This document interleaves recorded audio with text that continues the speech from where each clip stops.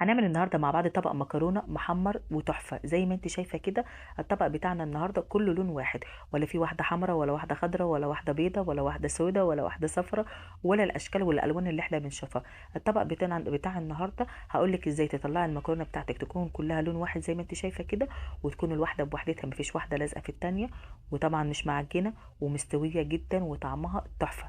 يلا بقى حطي احلى اشتراك لو اول مره تشوفيني، وحطي لايك للفيديو، ويلا بينا نسمي بالله ونصلي على الرسول ونبدا مع بعض احلى واجمل طبق مكرونه. هاتي الحله بتاعتك، والماده الدهنيه لازم تكون زيت.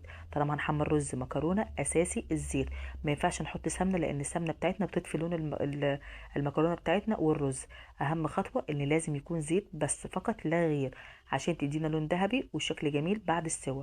وطبعا طالما هنحمر يبقى لازم نتوصى بالزيت شويه، اللي بيخليها تطلع معاكي واحده محروقه او واحده بيضه، واحده غامقه واحده فاتحه، والاشكال اللي احنا بنشوفها لما بتحطي زيت قليل. طبعا لما نحط زيت قليل الزيت ما بيكونش واصل للمكرونه كلها، فبتطلع معانا اشكال والوان. حطي حبه زيت حلوين، وبعد كده يا ستي لو انت حبيتي لقيتي فيه زيت بعد كده يبقى صفيه. بس هنا يا دوبك بالعقل يمشي، مش لدرجه ان انت تحطي كميه زيت.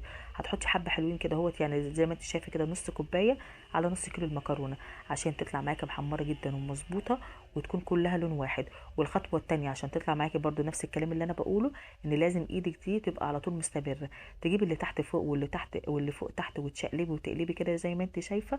ولازم طبعا باستمرار يا دوبك تريحي دقيقه، يا دوبك ايدك كده، وبعد كده ترجعي تقلبي تاني. الخطوه دي مهمه جدا، ما ينفعش تسيبيها وتنسيها، هتلاقي اللي تحت اتحرق واللي فوق لسه ابيض.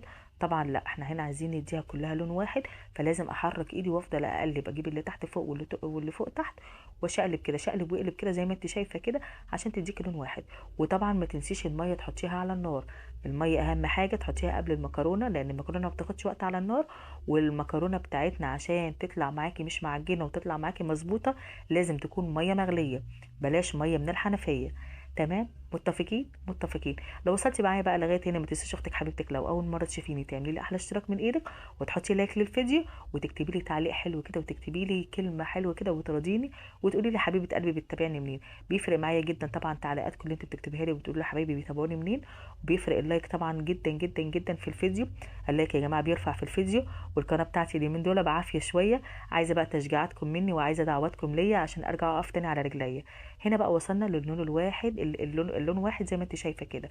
خلاص كده وصلنا لكلها اللون الجميل ده. انزل بقى بالميه المغليه، وهنا ما توطيش النار، تنزلي بالميه المغليه على طول عشان تستوي معاكي بسرعه 3/4 على الاقل، عشان تبقى جميله. هقولك دلوقتي، انا اول ما حطيت الميه، طبعا عشان انا حاطه مولعه النار على المكرونه والميه مغليه، اتشربت على طول زي ما انت شايفاها كده. اوعي تحطي ميه تاني وتقولي لا ده الميه قليله، لا ده هنا عشان زي ما قلت لك الميه مغليه والنار والعه، فهي الميه بتاعتنا اتشربت. تعيريها من الاول وتعرفيها. بصي مفيش ميه اهو، حطيت الملح بتاعنا وظبطتها وكده مظبوطه. المكرونه بتاعتنا يا دوبك ملح ابيض بس فقط لا غير. عايزه تحطي اي حاجه تانية حطي، مفيش مشكله. تغطيها زي ما انت شايفه كده، وبعد ما تغطيها هتلاقي الميه كلها قلت خالص. اول ما تلاقي الميه كلها اتشربت تروحي موطيه النار. الخطوه دي مهمه جدا، ما ينفعش تسيبي النار هتتحرق منك. اول ما تلاقي مفيش نقطه ميه وحسيتيها لازقه منك، ممكن تحطي نقطتين ميه مفيش مشكله. لقيتيها مش لازقه توطي النار، وتلاقيها بس هنا لسه مستوتش، وتروحي مغطياها تاني. وبعد ما تغطيها تاني هتسيبيها حوالي من 10 دقايق لربع ساعه، هتستوي معاكي وهتطلع جميله جدا وتحفه. انا هنا غطيتها وبعد كده يا دوبك سبتها 10 دقايق ربع ساعه، وبعد كده خلاص استوت معايا وادتني طعم جميل. اعرف ازاي المكرونه بتاعتي استوت؟ اول ما الاقيها زادت في الحله. لما الاقيها زادت في الحله يبقى هي كده استوت معايا. طبعا هتدوقي طعمها وهتعجبك، طبعا هتلاقي الطعم فارق. طب لو هي لسه نيه مفيش اي مشكله، هتجيبي ربع كوبايه ميه وتحطيها مفيش مشكله وتغطيها تاني. بس يفضل يكون ميه سخنه، بلاش ميه من الحنفيه عشان ما تعجنش معاكي وتطلع بعد كده مش لطيفه. طريقه الميه المغليه بتاعتنا في المكرونه يا جماعه بتخلي الواحده بوحدتها. الخطوه دي مهمه جدا في الرز والمكرونه، في ناس كتير بتكسل وبتحط ميه من الحنفيه. طبعا بتاخد وقت عبال ما بتتشرب، عبال ما الميه بتسخن بتبقى متشربه، وتلاقي في الاخر الحاجه عجنت منك.